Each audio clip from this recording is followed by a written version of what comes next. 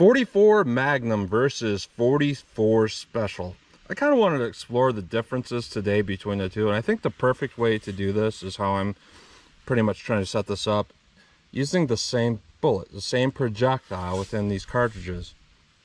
So these are both PMC ammunition. They both use a 180 grain semi-jacketed hollow point. Same bullet, but in different cartridges. So that should give us a really good idea of the differences between 44 Magnum and 44 Special. I'm going to use my 4-inch model Smith & Wesson 69 to do this test. So we're just going to do our basic ballistic test here. We're going to go through the chronograph, see what kind of velocity and accuracy we get at the same time.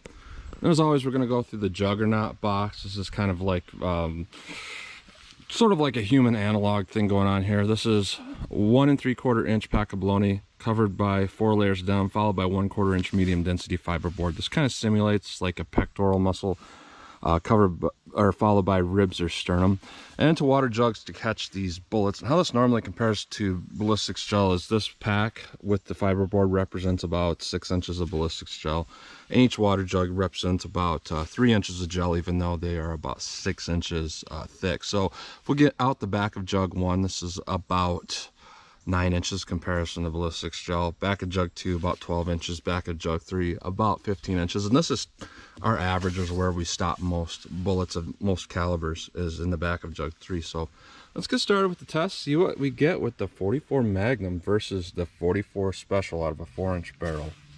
All right, I'm about 5 yards from the target, 4 yards from the chronograph. I did not happen to see the velocity ratings on the box for either of these rounds. So first up, we're gonna use the 44 Special. See what kind of velocity and accuracy we get from about 4 to 5 yards here.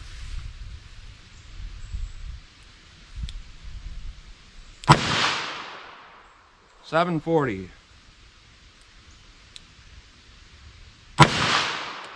714. No read. 766. No read. Let's get a couple more readings here. This gun is new, so the trigger isn't quite smooth for me yet, so I am pulling them a little bit to the right. That's on me.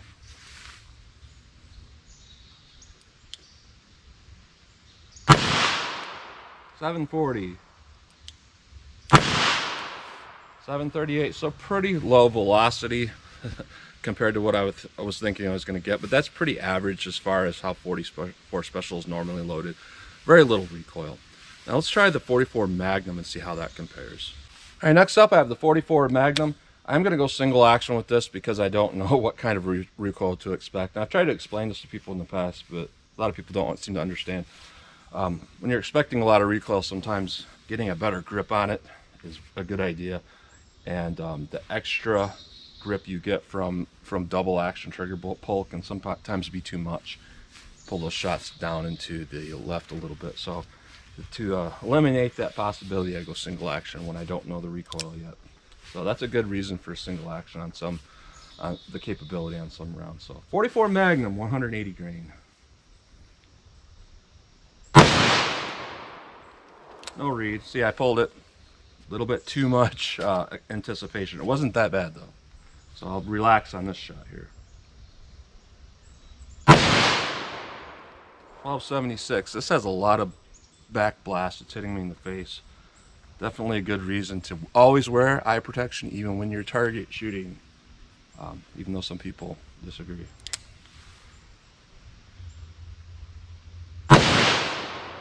1363. 1278. 1299. Let's run another round for a 5-shot average. 1208. So not incredibly impressive velocity.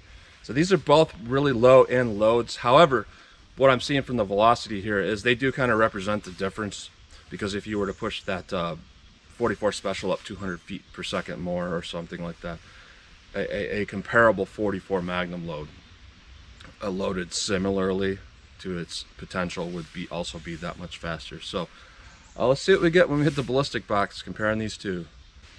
All right, 44 special. We'll see what this does.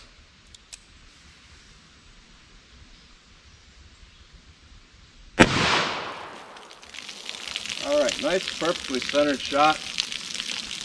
Very little recoil compared to that Magnum for sure. Actually did not blow this whole baloney pack apart, which is kind of surprising. However, it wasn't a very powerful round. So what we got here isn't incredibly a lot of damage. And what I'm seeing through the fiberboard really does not indicate that it's expanding within this, as well as this would not indicate it either. So we'll see what we got in water jugs. All right, first jug, not a huge amount of damage. It did split the whole side, which is relatively impressive. Jug 2, we're going straight through. It did kind of the same thing here. Impact on 3. Seen impact on 4 already.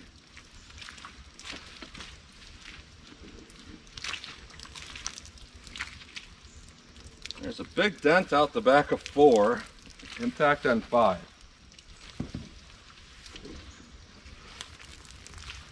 There's an exit out the back of 5. There's an impact on 6. It's leaking.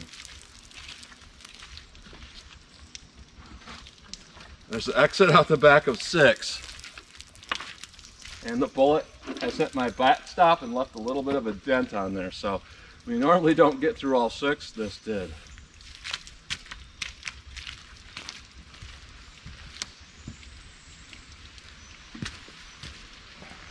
And what we have is denim in the hollow cavity.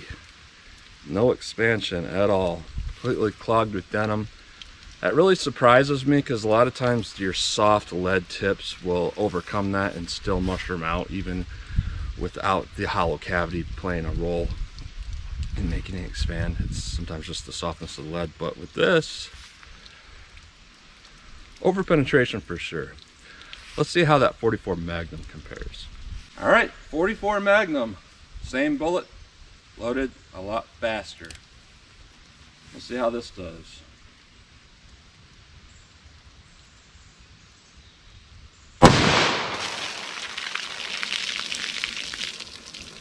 Definite difference.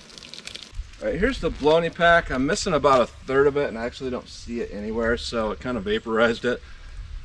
A lot of damage. It completely ripped off the whole side of this pack, so that's pretty impressive. So what we appear to have is so far in my testing, the winner overall with all the cartridges I tested. Number 2 was the 10mm Underwood, but this beat it. Completely destroyed this. Annihilation would be the right word. Fiberboard hole where it enters, definitely much larger than bullet diameter. That does indicate, along with the explosion of the baloney, it's starting to expand in that baloney pack. All right, jug 2, still more damage than jug 1 on that 44 special. The exit hole through the plastic does look like larger than bullet diameter. Jug 2, we're leaking. There is a big dent on jug 3. There's a big dent out the back of jug 2. The bullet is in only jug 2, so what that's going to indicate is about 13 inches comparison to ballistic gel, as where that 44 special would have indicated about, I think, well over 30 inches. Huge difference. And what we have with this bullet is pretty good looking expansion. It probably shed some of that lead. But it definitely did not over penetrate. So that's one of the things I kind of wanted to talk about. I used to do a lot of testing with 44 Magnum, and I would get the same comment all the time. 44 Magnum, if you want to kill your neighbor 2 houses away after going through the bad guy and going through 8 walls, and they would say a lot of stuff like that, and I would always come back to them and say, you know what, 44 Magnum is not a bad self-defense round, but you want to pick your load correctly. You don't want to use a 240 grain soft point hard cast, solid lead, or something, full metal jacket, something of that nature. You want to use a hollow point, and you want to have a lighter hollow point, because when you bring up the bullet weight down, you bring off some of that momentum, and when you bring some of that momentum down, it can slow it down easier in soft or hard barriers. And number two is that when you have a less bullet there, there's kind of less bullet to take on the force. You know, a lot of people think about a bullet hitting something and they only think about the damage it causes to the target. They don't think about, well, if you have a certain amount of foot-pounds energy, you're also putting that into the bullet. And if you have a lot of bullet there, it can resist that a lot easier. But if you have less bullet there, more energy kind of deforms it and destroys it quicker. So, does 44 Magnum over-penetrate when loaded correctly? No. But we saw that 44 Special, which a lot of people would recommend, oh, only shoot 44 Special for defense in your 44 Magnum. That one actually did over-penetrate. So there's a lot to take into the equation. There's not just one load. So, enough of that. That's what you get between 44 Magnum and 44 Special with the same bullet, but at a very different velocity. So, that's what you get. So, as always, comment, share, and like, and thanks for watching.